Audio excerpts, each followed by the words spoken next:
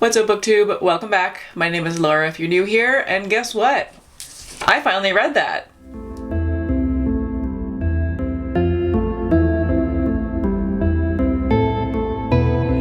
Do you like my attempt at dressing like a rever?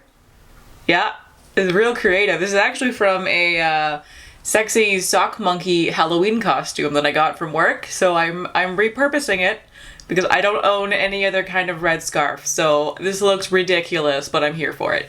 I have no clue how I'm supposed to wear this. Like, is like in the middle, on the side? No clue. It looks dumb, but we're going with it. So anyways, I'm not even sure how many videos in this series that I've done now, but I've done a couple, so I'll leave the playlist link down below. But if you don't know what this series is that I do, basically I'm trying to read a bunch of books that like the entire internet has read and loved, but I just never got around to reading them. So I'm trying to catch up with all of those ones. But yeah, I will leave that link down below. The announcement video for it goes over the list that I wrote of like books and authors that I want to get to, and feel free to leave suggestions for like other books and authors that you think I should read that I may have missed, and if I have not read it, then I will add it to the list and I will get to it at some point. But anyways, on to the review. I finally read The Night Circus by Erin Morgenstern. I just finished it a couple of hours ago, and like, wow.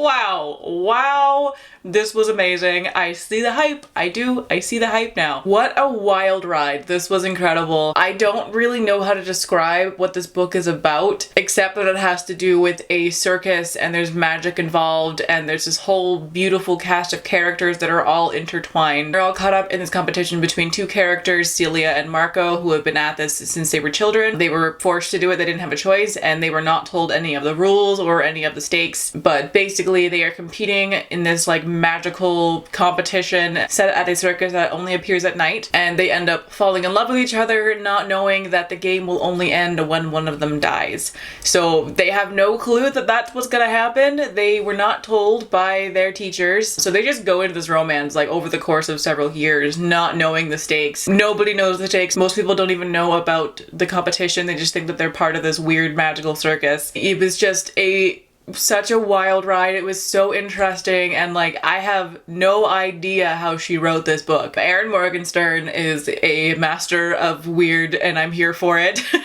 I want to know how Erin Morgenstern's brain works, because this must have been a very difficult book to write, but like, wow, she did that. But if you cannot tell by my raving already, I gave this book a glowing 5 stars. Like, it could get nothing less. I really, really enjoyed this book. The atmosphere is like by far the best part of this book. It was just so beautifully written, and I could like smell the caramel and hear the bonfire crackling while reading this book. Like, Erin Morgenstern did an amazing job at painting this picture in my head. The atmosphere of this book gave me the same feeling that Portal Fantasy gives me. If you watch my videos where I talk about books like The 10,000 Doors of January by Alex E. Haro or In an Absent Dream by Shauna Maguire, this book gave me that same kind of feeling. It's just like really intense longing to be part of something extraordinary and magical, and like I just want to be part of this circus so badly, and I can't.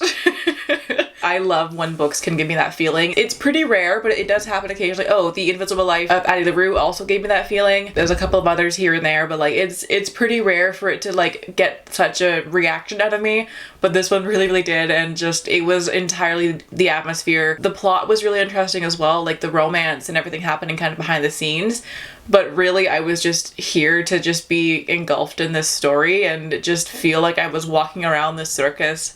It felt like a dream the whole time, and I just completely fell in love with it. I don't really have any downfalls necessarily. The only thing that I would consider to be almost a downfall or like an issue is that it was very confusing at times. Like, I had a very hard time following the timeline and all the different characters and everything. But like, I didn't mind that, because like there are a lot of characters in this book, and the timeline skips around. Each chapter takes you back. It might be like 1886, it might be 1902. It just like goes back and forth, and there's not really any order to it that I could tell, at least. So it was kind of confusing for the first probably half of this book or so to like piece together who is who and like what happened when.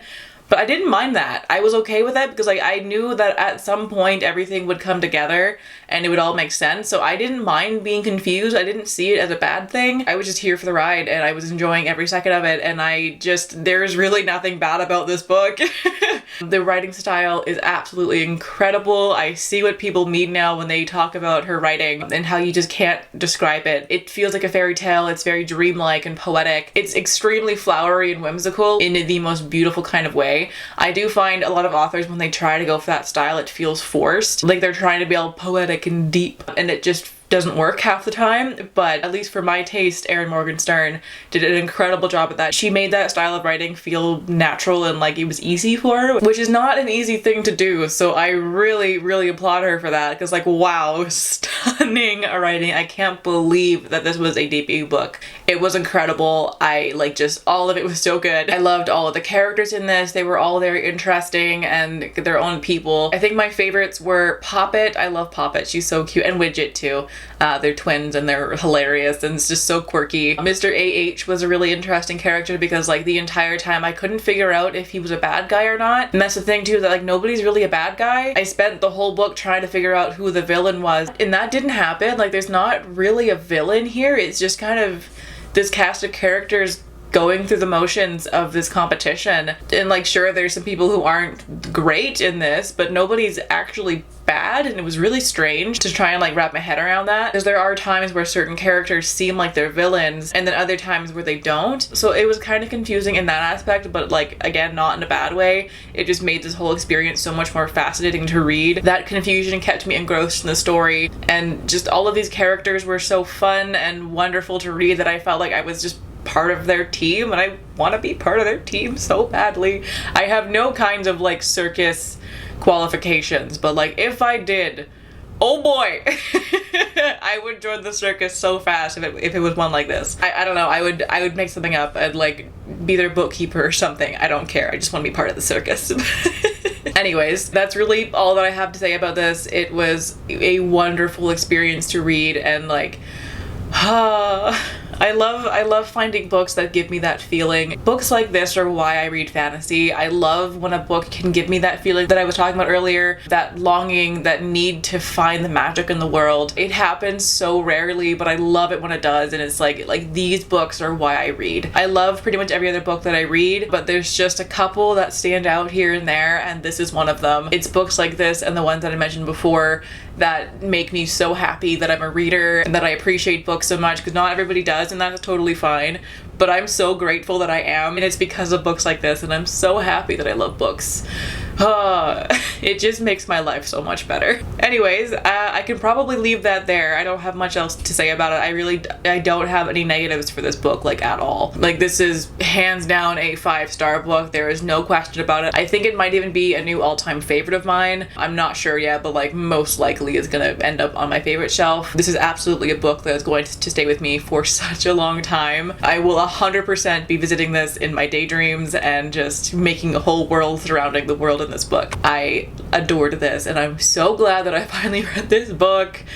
Oh man, yeah, leaving it there. So that'll do it for today's video. So thank you all so much for watching. I hope you're having a fantastic day wherever you are in the world, and I will catch you in the next video. Bye.